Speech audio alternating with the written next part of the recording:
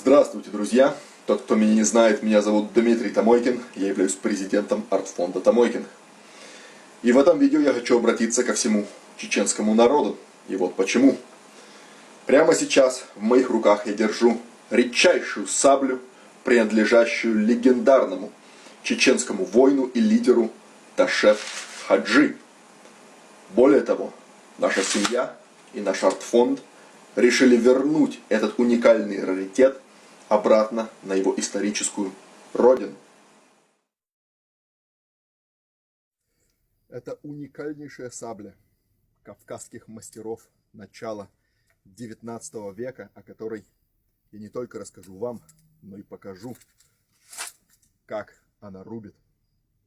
Эта сабля была захвачена русскими как трофейное оружие в многотысячном бою с чеченскими мюридами, лидером которых был Ташеф Хаджи.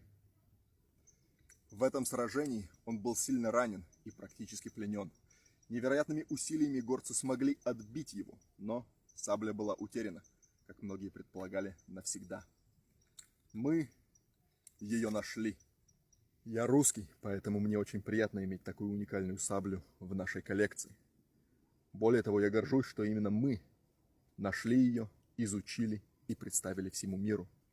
Но считаю, что этот уникальный исторический раритет должен вернуться обратно на родину, вернуться обратно в Чечню.